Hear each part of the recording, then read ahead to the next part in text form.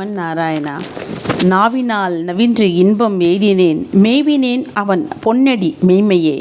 தேவுமற்றறியேன் குருகூர் நம்பி பாவின் இன்னிசை பாடித் திரிவனே. இது மதுரகவி ஆழ்வாரோட கண்ணனின் சிறுத்தாம்பு. அதை நம்ம பார்த்தோம்.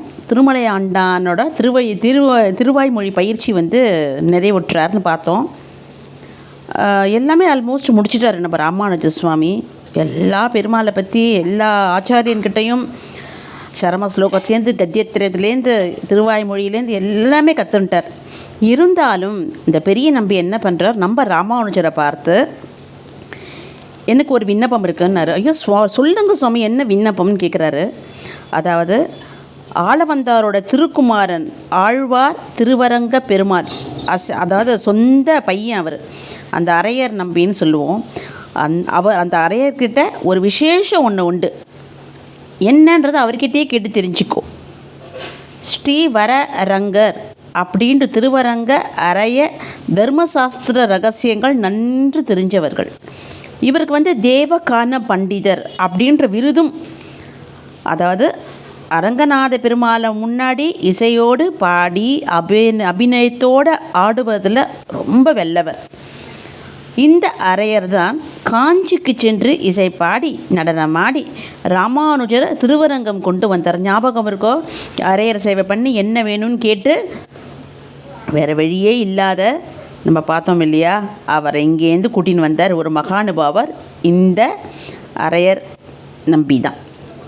சரி, ரொம்ப சந்தோஷம். ஏன்னா அவரை பற்றி என்ன தெரியும். அதனால் எம்பெருமான் தன்னோட பிரதான குரு, அவர் பிரதான குருன்னா பெரிய நம்பி சுவாமி தானே, அவரோடது கேட்டு அன்றிலேருந்து திருவரங்க பெருமாள் அரையருக்கு பணிவிட செய்ய தொடங்கினார். அந்த காலத்தில் போய் கற்றுக்கோ அப்படின்னா பட்டுன்னு ஆரம்பிச்சிடுவாண்டா லெசன்ஸ் எல்லாம், டெஸ்ட் வைப்பா. அது ராமானுஜராக இருந்தாலும் சரி, நம்மள மாதிரி சாதாரணமாக இருந்தாலும் சரி. அரையர் அரங்கம் முன்பு திவ்ய பிரபந்தன் பாசுரங்களில் இசை பாடி நடனம் ஆடி கழிப்பெறும்போது ராமானுஜர் அவரோட கைகள்லாம் பிடிச்சி விடுவார். அரையர் இந்த மாதிரி நடனம் ஆடும்போது.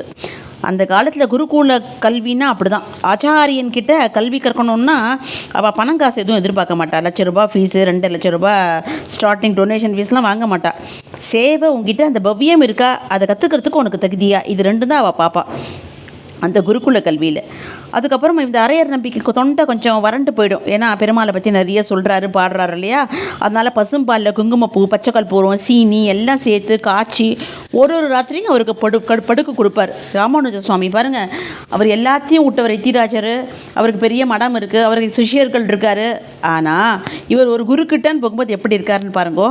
எம்பெருமான் முன்னாடி நடமாடி கலைத்த அரையரோட உடம்புக்கு நாள்தோறும் மஞ்சள் பூசி காப்பு அந்த மாதிரி பக்குவமாக பூசி அப்படியே குளிப்பாட்டுவார். ஏன்னா அவருக்கு மஞ்சள் காப்பெல்லாம் மனசுக்கு, அதாவது உடம்புக்கு குளிர்ச்சி உண்டு பண்ணும் இல்லையா. ஒரு தடவை அந்த மாதிரி மஞ்சள் காப்பு போடும்போது அது சரியில்லையா, அது பதமாக இல்லையா. அதனால் அரையரோட மூஞ்சி லேசாக சுழிச்சிட்டாராம். அதை கேட்ட அதை பார்த்து அடுத்தது பார்வையாலேயே புரிஞ்சுக்கணும் குருவை என்ன சொல்கிறாருன்னு. அவரோட பார்வை கொஞ்சம் சலிப்பு ஆன உடனே டக்குன்னு அதெல்லாம் மறுபடியும் எடுத்துட்டு மறுபடியும் அந்த காலத்தில் அந்த காப்பில் மஞ்சள்னால் அதுக்கு தெரிய அரைச்சி, மஞ்சள் பொடின்னு விற்காது, அந்த மஞ்சளை அரைக்கணும், சந்தனத்தை அரைக்கணும், எல்லாம் ரெடிமேட் பொடியாக விற்காது இப்போ மாதிரி. ஆனால் மறுபடியும் மஞ்சள் காப்பில் மறுபடியும் மஞ்சளெல்லாம் கட்டன்னு அரைச்சி மறுபடியும் பக்குவப்பட்டு மறுபடியும் தடவினாராம். கண்ணும் கருத்துமாக இந்த மாதிரி பார்க்குறாரு. ஆனால் மனசுக்குள்ளே இருந்தது அப்படி யாரும் புகழ மாட்டா. இந்த காலத்தில் என்கரேஜ் பண்ணுங்கன்னு சொல்கிறோம், அந்த காலத்தில் அவெல்லாம் பண்ண மாட்டாள். ராமானுஜன் இந்த செய்கையை பார்த்துட்டு அவர் ஒன்றும் சொல்லலை. இந்த மாதிரி ஒரு 6 மாதம் கழிஞ்சுது. 6 மாதங்கிறது நீங்கள் பார்த்துங்க. 6 மாதம், ஒரு மாதம் 30 நாள் 31 நாள் இருக்க. நீங்கள் 6 மாதம்னா எத்தனை நாள் பாருங்கள். அத்தனை நாளும் ராமானுஜர் ராத்திரியும் பகலும் அவருக்கு கண்ணும் அசராது சேவை பண்ணிட்டுருக்காரு. ஒரு 6 மாதம் கழிச்சு தான் கடைக்கன் பார்வை ராமானுஜ சுவாமியால் விழுந்தது. அப்போ கால் பிடிச்சி விட்டுருக்காரு.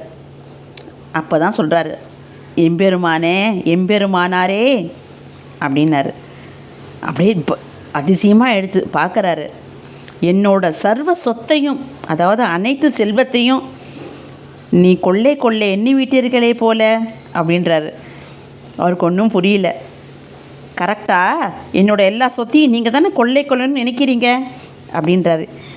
அதாவது என்ன அர்த்தம் அப்படின்னா, உம்முடைய பாங்கான பணிவிடையால் சிருஷ்டையால் என்னோட உள்ளத்தை ரொம்ப கொள்ளை கொண்டீர்கள். இதற்கு நான் செய்ய கைமாறி எதுவுமே இல்லை. ஆனால் உங்களுக்கு கைமாறி என்னால் செய்ய முடியாது. ஆனால் அதுக்கு பதிலாக நான் கற்ற தத்துவத்தை உமக்கு சொல்கிறேன், நல்லா கேட்டுக்கோங்க. எவற்றை நான் மோட்சத்திற்கு காரணமான நம்பி அப்படின்ட்டு என்னோடய ஆத்மாவை ஒப்படைச்சிட்டேனோ, எவை நமது சித்தாந்தத்தின் திடமான அடிப்படை, அதாவது அஸ்திவாரம் அம்சம், அதாவது அனைத்து வேத சாஸ்திரங்கள் இறுதி புகலிடமோ அப்படின்னு எனக்கு எதெல்லாம் என்னோடய ஆச்சாரியன்னு சொல்லி கொடுத்தாரோ அத்தனையும் நான் சொல்கிறேன், நீங்கள் கேளுங்கோ அப்படின்ட்டு அந்த க்ஷணத்துலேருந்து உபதேசிக்க ஆரம்பிச்சிட்டாரு. அறியாதன அறிவித்து, காட்டாதன காட்டி, பேசாதன பேசி சீடனை ஆட்கொள்ளுபவரே குரு. எதெல்லாம் தெரியலையோ அதெல்லாம் தெரிய வைப்பார். எதெல்லாம் காட்டி பேசி புரிஞ்சிக்க வைக்க முடியுமோ அதெல்லாம் காட்டி பேசி வைப்பாராம். இந்த மாதிரி குரு கடாட்சம் அப்படிங்கிறது ஒரு வார்த்தையால் சொல்லி மாலாதான். அந்த கடாட்சம் கட்டுறதுக்கு நம்ம பிரயத்தனம் பண்ணணுமா. இது ஆச்சாரியன் ராமானுஜர் சுவாமிக்கு எல்லாமே தெரியும், எல்லாமே தெரியும். நம்ம பார்த்தோம் இல்லையா, அவர் ஆதிசேஷன்னாலே 1000 தலை 2000 கண்ணு 1000 வாய். பெருமாளை சதா சர்வகானம் வைகுண்டத்தில் நித்தியசூரியா, முதல் நித்தியசூரி இவர் தான். அப்பேற்பட்ட ராமானுஜருக்கு இவர் கிளாஸ் எடுக்கணும்னு என்ன அவசியம்? நமக்காக ஒரு ஷீடன் ஒரு குருக்கிட்ட எப்பேற்பட்ட பிரபாவம் பெற்ற ஒரு நேர பெருமாள் கிட்டேந்தே வந்த ஒரு சீடனாக இருந்தாலும் இந்த பூலோகத்தில் அதுக்கு தகுந்தபடி ஆச்சாரியனுக்கு எப்படி மரியாதை கொடுக்கணும் அப்படிங்கிறத தான் நம்ம யத்திராஜ சுவாமி நமக்கெல்லாம் காமிச்சு கொடுக்குறாரு. ஆச்சாரியரே பரபிரம்மம், ஆச்சாரியரே பெருநிதி, விரும்பத்தக்க பொருள்களின் மிகவும் உயர்ந்தவர் ஆச்சாரியன்தான். அந்த ஆச்சாரியர் மிகவும் பாதுகாப்பான புகலிடம். ஆச்சாரியனே பிரம்ம ஞானத்தின் வடிவம். ஆச்சாரியரையே பரமபக்தி, பரமகதி. ஆச்சாரியர் உமக்கு ஞானத்தை உபதேசித்தவர். ஆகவே அவரை விட பெரியவர்னு யாருமே கிடையாது. ஆச்சாரியரே இறைவனை அடைவிக்கும் ஒரே வழி, அவர்தான் தெய்வம் அப்படின்ட்டு நமக்கு உணர வைக்கிறாரு நம்ம ராமானுஜர். அரங்கநாதர் ஆச்சாரியனாக வருகிறார். உறங்கும் பெருமாள்தான் உலாவும் பெருமாளாய் வந்தார் என்பதை உணர்ந்து கொள்ளும் 5வது உபாய நிஷ்டை எனப்படும் சரம பர்வ அர்த்தத்தின் கடைசி பகுதி, சிறப்பான பகுதி கூட தான். இதை நம்ம திருவரங்க பெருமாள் அரையர் சுவாமி அவருக்கு போதிச்சார். கர்மம், ஞானம், பக்தி, பிரபத்தி அப்படின்னா என்னன்னு அது ஆளவந்தாரோட சோஸ்திர ரத்னம், சதுர்ஸ்லோகி அப்படின்ற கிரந்தங்களில் அவர் உபதேசித்திருக்கிறார். இதுலேருந்து இந்த ரகசிய உண்மையை அறிந்து ராமானுஜர் மனத்தில் இருந்த குறைகள் எல்லாம் நீங்கி போச்சு. எல்லா விருப்பங்களும் நிறைவேறி போயிட்ட மாதிரி நம்ம ரொம்ப சந்தோஷத்தில் மிதந்துட்டார். செல்வங்களை அடைந்த பேரானந்தத்தில் மூழ்கி தெளித்தாராம். தன்னோட பிறவி பலம் ஜென்ம சாபல்யம்னு என்ன அப்படின்னா அந்த கத்தத்திரயத்தில் நம்ம பார்த்தோம் இல்லையா, பெருமாளை தான் கதின்ட்டு. இதெல்லாம் தெரிஞ்சுட்டு அதுக்கப்புறம் என்ன இருக்குது. அதுக்கப்புறம் திருவரங்க பெருமாள் அரையருக்கு குழந்தைகள் இல்லை. அவரோட தம்பி சொட்டை நம்பி அப்படிங்கிறவருக்கு அரையருக்கு ரொம்ப பிரியம். தம்பி பையன், அவரை நம்ம அரையர் ராமானுஜனுக்கு சீடனாகவே ஆக்கிட்டார். அவர் உடையவருக்கு லக்ஷ்மண முனி அப்படின்ற ஒரு நாமமும் ஒரு குருவும் எப்படி பேர் சூட்டுறா பாருங்கோ. இவர் மறுபடியும் லக்ஷ்மண முனியை ஆக்கிட்டார் இவரை. சரி, நமக்கு ஒன்று தோணும் இல்லையா, ஆச்சாரியன் எதுக்கு 5 பேர்கிட்ட பாடம் கற்கணும்? ஏன் அவருக்கு தெரியாதா? ஒத்தரை பெரிய நம்பிக்கை எல்லாம் தெரியாதா அப்படின்னு நம்ம கேட்கலாம் இல்லையா. என்னென்னா, அதாவது பெரிய நம்பியோட படிக்கும்பொழுதே ராமானுஜருக்கு ஆத்மஸ்வரூபம், ஞானம், சொரூபசக்தி எல்லாம் உண்டாயிருக்கும் இல்லையா. ஸோ மற்ற பேர்கிட்டலாம் அவர் கற்றுக்கணுன்ற என்ன அவசியம் அப்படின்னா, ஒரு சக்கரவர்த்தி, ஒரு பேரரசன் ஒருத்தன் இருக்கான். அவரோட மகன்கிட்ட ரொம்ப ரொம்ப ரொம்ப அன்பாக இருக்கான்.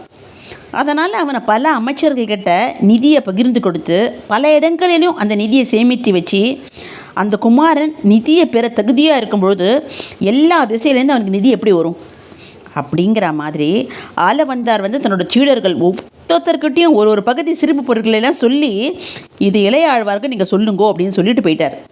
குறிப்பாலையும் ஜாடையாலையும் சொல்லிட்டு போனவே தான் ஸ்ரீ வைஷ்ணவ சமயத்தில் ஆச்சாரியார் யார் அப்படின்ற ஆளவந்தார் நம்மளோட சீடர்களுக்கு காட்டி போனதால் தான் இந்த ஒருவரும் இன்னொருத்தருக்கு போட்டி போட்டு ராமானுஜருக்கே குருவாகும் பாக்கியத்தை பெற்றார். என்ன தெரியுமே, ஆளவந்தார் இவரை தானே மனசில் நினச்சிருந்தார், அடுத்த குரு இவர் தான் அப்படின்னு சொல்லிட்டு, அடுத்த ஆச்சாரியன் இவர் தான் சொல்லிட்டு இல்லையா.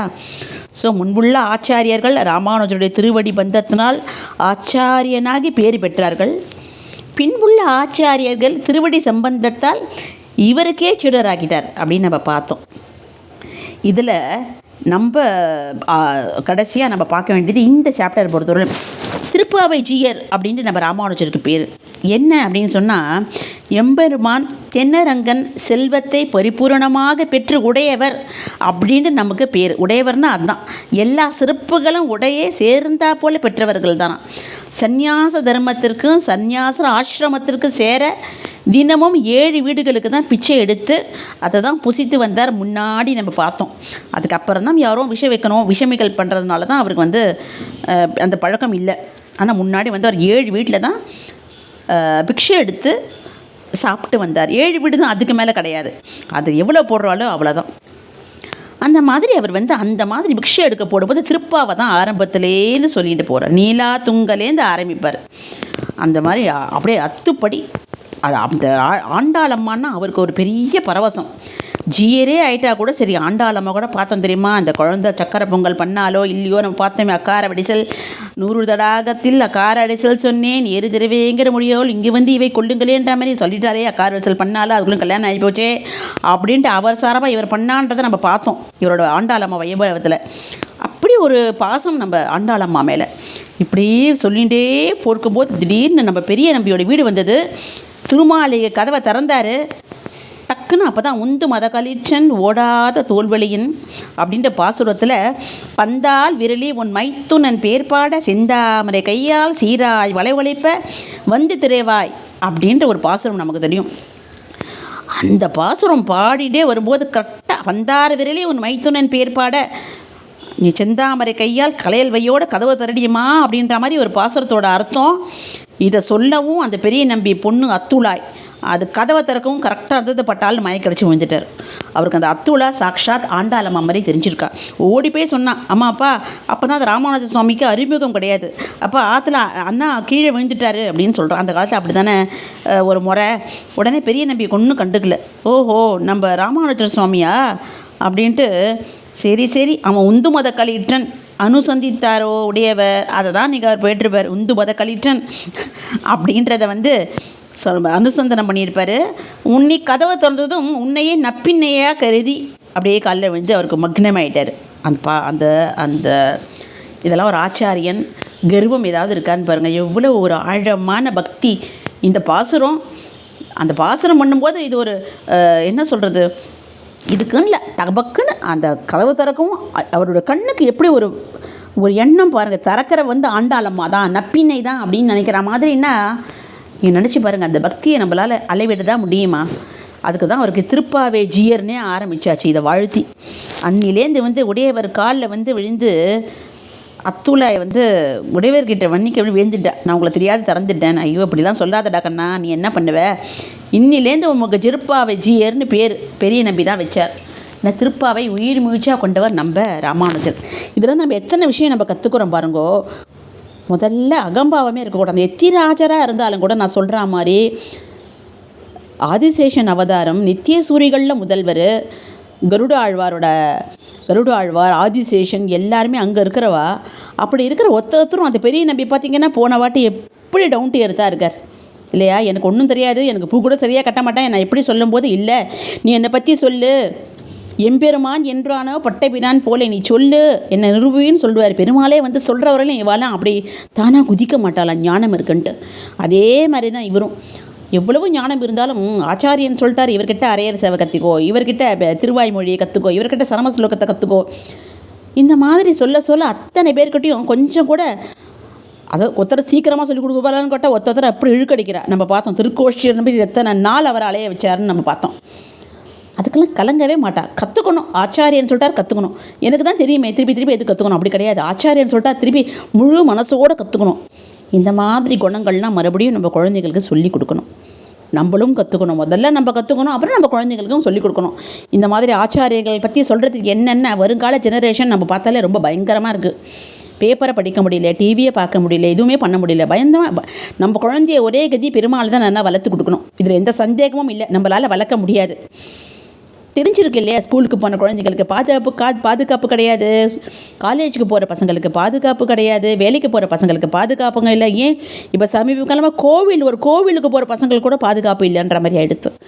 நம்ம யாரை தான் நம்ம நம்புறதுன்னா சாக்ஷாத் பெருமாளை தான். ராமானுஜ சுவாமியே தான். அடியேன் ராமானுஜ சுவாமி. நமக்கு என்ன நம்மளால் என்ன தெரியும், நம்மளால் என்ன பண்ண முடியும்?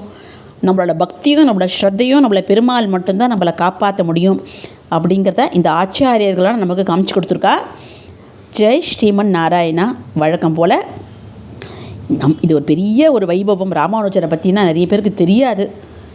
நிறைய கேளுங்க, நிறைய பேருக்கு அனுப்புங்க.